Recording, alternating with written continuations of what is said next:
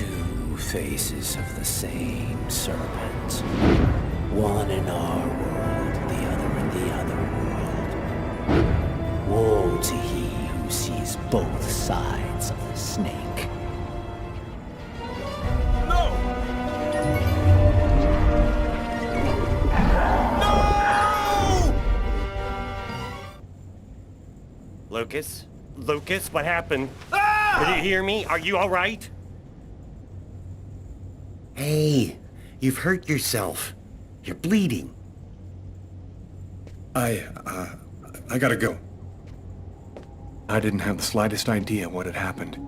The one thing I do know, those things almost killed me.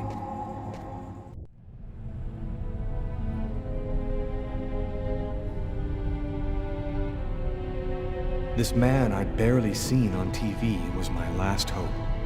I didn't know what connection there could be between the Mayans and what had happened to me, but at that point, I was ready to accept any explanation that could make sense out of the nightmare that my life had become. Hello, I'm a journalist, and I have an appointment with Professor Kuryakin. The professor's waiting for you.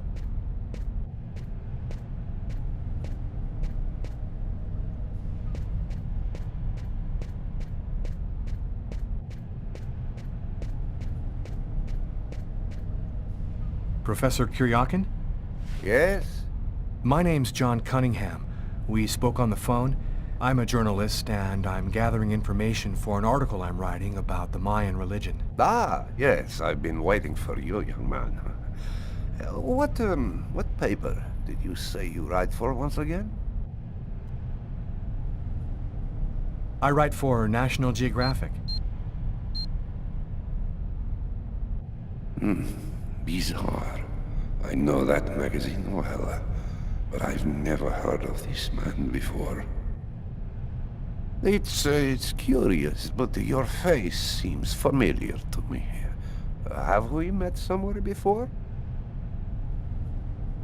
Yeah, I get that a lot. I guess I must have one of those boring faces everybody sees everywhere. Well then, let's have a go at it. Where would you like to start? Can you tell me anything about Kweknitlan?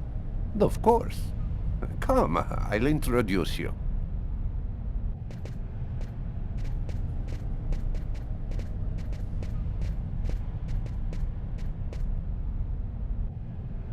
You see before you the ancient Mayan god Kweknitlan, the serpent with the two heads.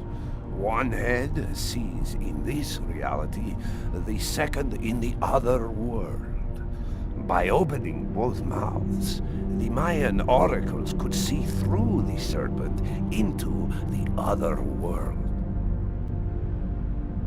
Could you explain this other world? Oh, the world beyond our own, the kingdom of the gods and the dead. The Mayans believed that human sacrifices allowed them to hear the voices of the deceased and see into the future. Tell me, how did the sacrificial ceremony work? Come, I'll show you.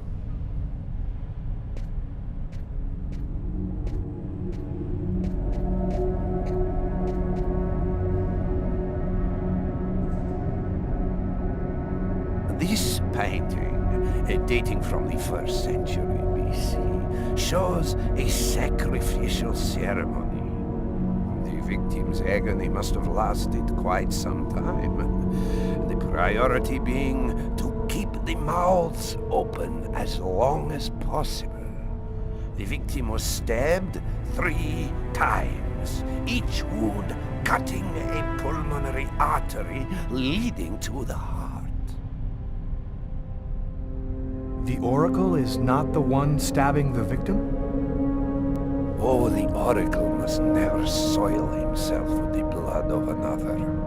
That is why he chooses a sort of proxy, another person in the crowd, totally at random.